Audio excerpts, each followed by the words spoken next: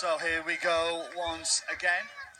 Next round of trophy competition. It's Millfield School against Road Grammar School, High Wycombe, and once again the guests keep coming thick and fast up here on the gantry. I'm delighted to say that the Millfield captain, Joesph, is up here with me. Now, Josh, a very good morning to you. Thank you for coming upstairs and joining me on the gantry. I know you'd rather be on the pitch, but injury has put pay to that. So had shoulder surgery a couple of weeks ago, so out for the season. A little bit annoying, but nice to be up here watching the boys.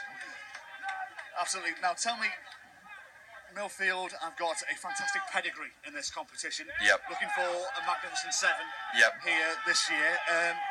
Tell me, this must be the talk of the town back in Somerset. Yeah, no, definitely. All the guys, I've had loads of texts in asking how the boys are doing. The school's buzzing about St Joe's at the moment, so hopefully we can go and do it this year as well. Tell me about what you saw yesterday and performance-wise. I was just Millfield just going up on the left-hand side, just keeping one eye on it, see how the play is progressing. I think it'll be okay for a few seconds. So tell me about the yesterday. More importantly, it was a little bit subdued for you guys. It just basically got over the line, got the job done. Yeah, no, exactly. A little bit disappointed, especially after the second game. I thought we left quite a lot out on the pitch, but the boys feeling fresh today, I think. Good warm-up, so looking forward to today. And the first penalty is going Millfield's way. RGS High Wycombe with a couple of good results of their own yesterday, so this team are no mugs. They've got an excellent pedigree in not just this competition, but on the national competition as well. And that one is not a bad kick whatsoever. That's going to be down near the 5-metre line. So chance for Millfield to with some attacking intent deep inside the RGS 22. Tell me about the season so far then for you guys. I know you're only a few weeks into it, but how has training been progressing? How have the early results been? Slightly disappointing, if I'm going to be honest. We've had a few tough losses against Wellington, in particular. Some really old arch rivals of ours. Good try. Nice try. Good start for Millfield.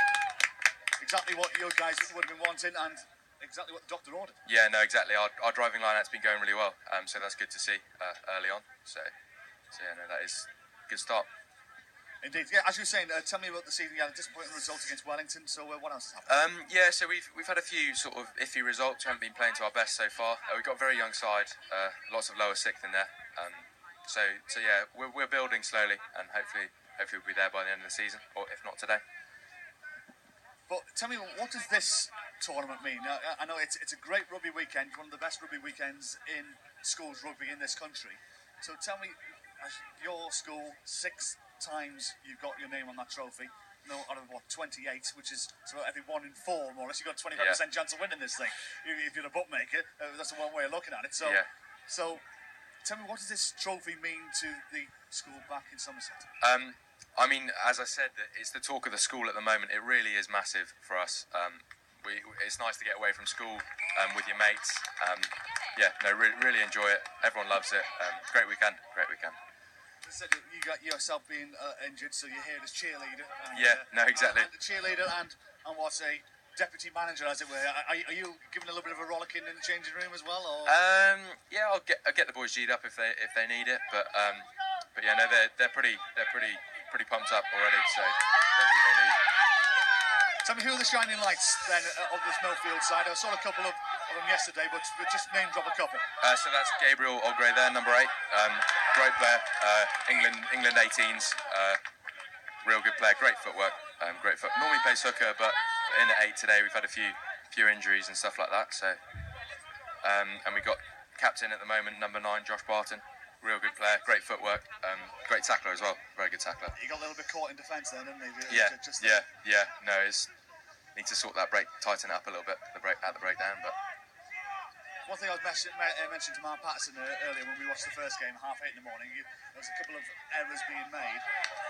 The only reason I was saying is because of how difficult the conditions are and how early of the day it was. How difficult is it playing team rugby at this time of the morning? I don't know we're mid-morning now. Yeah. But how difficult can it be? Usually you guys playing this team game in the middle of the afternoon. Yeah, no, especially after a day like yesterday. Tough day. So yeah, really hard. It's hard, but I guess that's what makes the tournament really. that's certainly why I love it. Just how tough it is, and at the end of it, you absolutely knackered, which I love personally. And I know lots of the boys here just want to give everything they've got. Moved high into the sky and puts the number 15 Scott Clare of RGS under pressure, but it goes back on the full and back you go.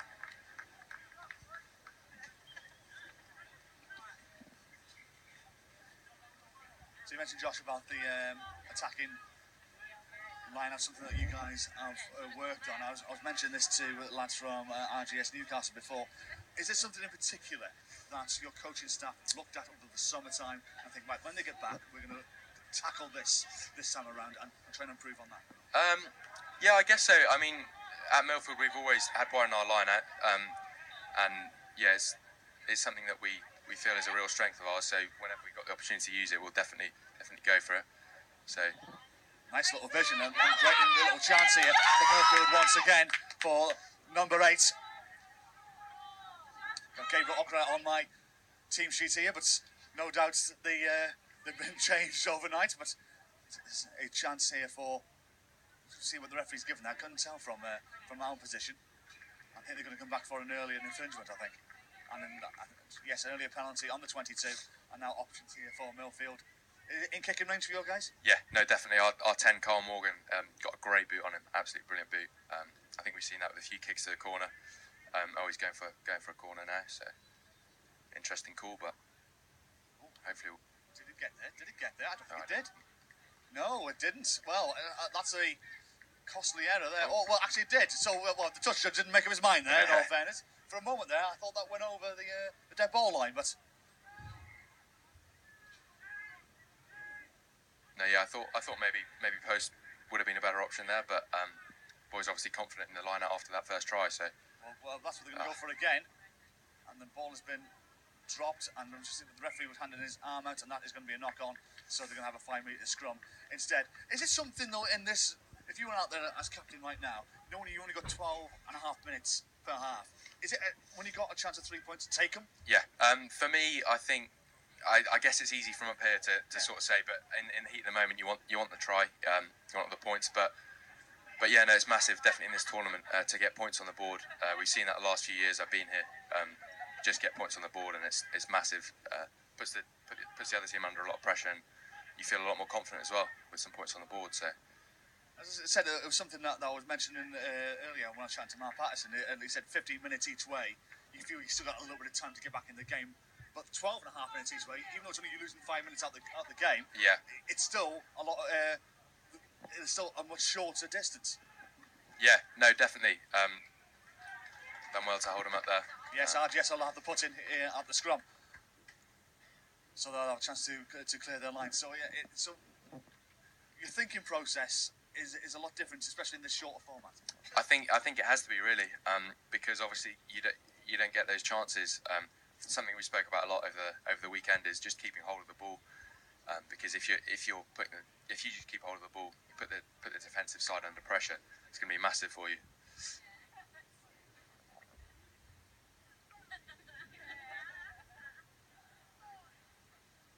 So scrum inside the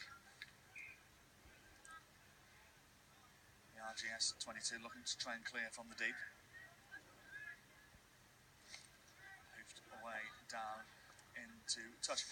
How long have you been playing rugby now at Millfield? Well, I was at Millfield since year 5, since the prep school, so I've been there for ages, all my life really. So yeah, been playing rugby ever since. Absolutely loved it. Yeah, it's a great. I don't know if you've been down to Millfield yourself, but. So to be fair, actually, it's one of the few schools I haven't yet to see. I was due to do a rugby game down at Millfield 12 months ago, actually, but I was out in Australia at the time. Okay. So you know, I did have a valid excuse. Yeah. But I know it's a school that's with a proud sporting heritage, not just a rugby heritage. Yeah. No, definitely. The pitch is sort of right in the middle of the school, so normally get a massive crowd out. It's massive for the whole school. So yeah, no, it really is great environment to play rugby in. Not just rugby that's proud of them. Also hockey, I believe, is yeah. a big sport down that. Yeah, no.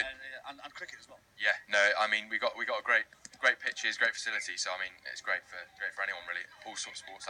We do tons of sports. So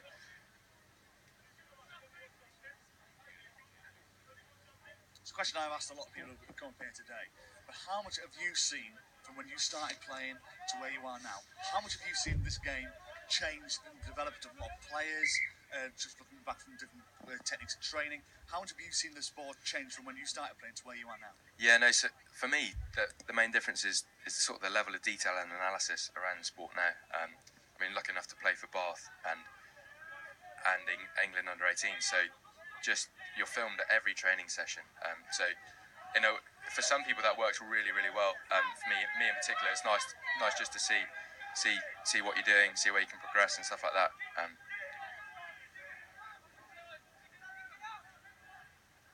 Yes, looking to try and get on the front foot here. There's still 7 points to 0 down. Still plenty of time in hand for them though, and they do win a penalty on the Millfield 10-metre line. And now they're assessing their options here. They're going to come back for this earlier infringement. Now is this in kicking range for their kicker? I think the prudent choice for them is get to the corner. Yep. No, try and level things up on the scoreboard. Something you do tend to notice, actually, you know, if you're ahead and you got a chance to kick a goal, the one team ahead will kick a goal. Yeah. And if you're behind, the team will always kick to the corner. Yeah, no, definitely. Yeah, no. Had we gone for goal and got it, we possibly would have been 10-0 up and then in a slightly better position. But I guess that's.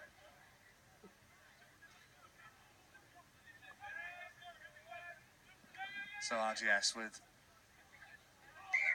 the line-out referee not too happy, and very unusually, you don't tend to see that often, especially in the professional game. Yeah. A referee's called a line-out not straight. Scrum should go in the centre, line-out should be centre, and a referee never calls. It's one of the biggest laughs I always have watching rugby. It's, yeah. Yeah, no, definitely. Well, it's a tough job, really. I wouldn't like to do it. Yeah. That was okay, throwing in. Wayne Barnes got a little bit of a stick yesterday for the way he refereed the South Africa Wales game, but you know, less about that, the better of me as a Welshman. But as I said, it's a tough job. It's a tough job, and regardless of if they're on the winning side or the losing side, it's always going to be, you're always going to get the aggravation, as it were, from the losing side, and it's one of the hardest jobs in the book, you know, to referee, not just in this game, but in any sort of game. Yeah, no, definitely. But one thing you always notice, though, from rugby than what football, and lesson football could learn, is the way that players talk to referees as well. Yeah, no, exactly. A lot of respect shown in rugby. That ball was knocked forward there. Dulwich lead 3-0 on the other field against Solihull. So that's be interesting. And that is the